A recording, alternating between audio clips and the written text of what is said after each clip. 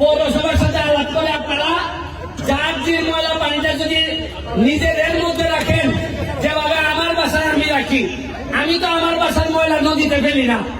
আপনাদের সাথে আমি, আপনারা আমার লোক, আপনারা আল্লাহর হস্তে ময়লা ফেললেন না, কারণ ময়লা ফেললে আপনাদের সাথে যুদ্ধ করে আমরা পারবো না।